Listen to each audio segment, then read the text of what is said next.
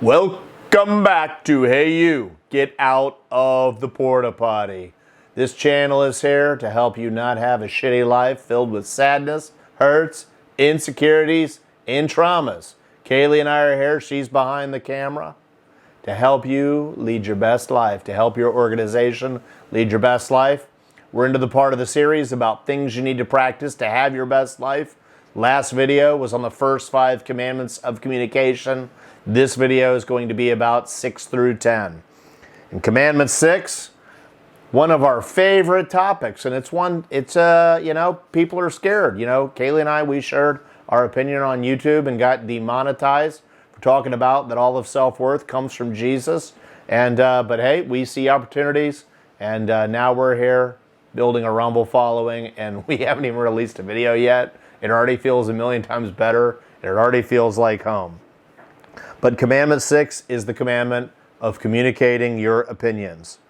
The opinion level of communication is a huge obstacle in the quest for intimacy and becoming a larger and larger problem in the world we see today. We all have different opinions. Wow. And rightfully so.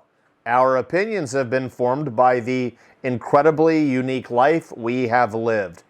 There is not a single person who has lived the same exact life as you. Think about that.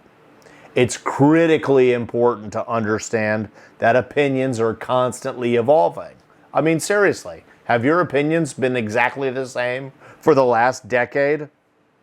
Acceptance, a form of communication, one of the words of my eulogy, is the wisdom to take people, places, situations, and circumstances and events as they are happening, without judgment and not imposing our own agendas and opinions. In fact, a best practice is to not give your opinion unless it has been invited. In fact, it's demonic to give your opinion when it hasn't been invited. One of the greatest lines you will ever learn is, "That's an interesting perspective you have. How did you come to that?" We've got a little couple tips on the bottom with opinions. Calling people abrasive names who have different opinions will never work. We know who does that a lot. And how can embracing the virtue of acceptance change all of the relationships of your life? But we go on to commandment number 7, hopes and dreams. When we know what the hopes and dreams are of the people we surround ourselves with, our natural desire is to want to help them live their dreams. A fundamental aspect of all friendships should include talking about your dreams and how to help each other reach them. Nothing is more fulfilling and generates more happiness than 2 friends or 2 lovers helping each other live dreams. We love the people who practice this in our lives. Commandment 8 is feelings. At this level of communication, we begin to understand how critical it is to authentically share what we're feeling with others. If we can't, what do we really have? Have you ever gone home and told a loved one you are fine when really you aren't?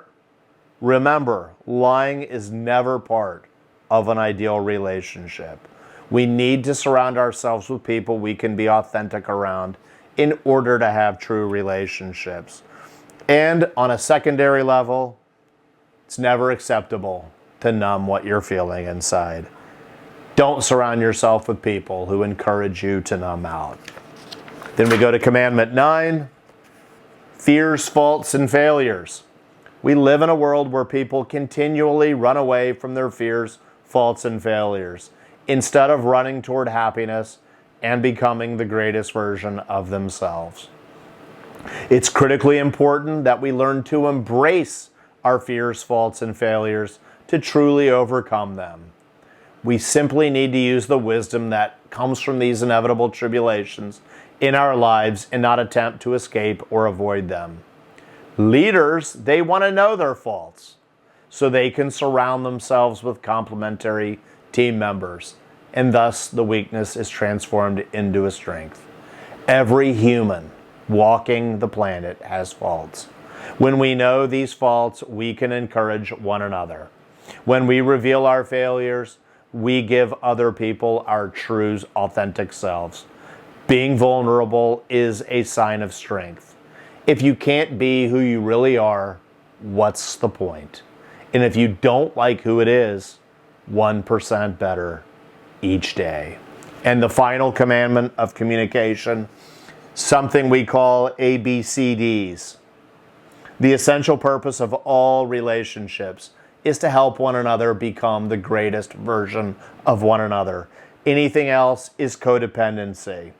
We have a drill we're going to share in a future video, and we believe this drill covers all areas of what it means to be a human being, not a busy human doing. That comprises of your attitude, your body, connections, and your dreams. It's imperative to wake up each day and ask, who do I need to become? Are you and your relationship supporting each other with your attitudes, your body, your connections, and your dreams? Are your relationships and you supporting each other and becoming all you're created to be? If not, it's codependent.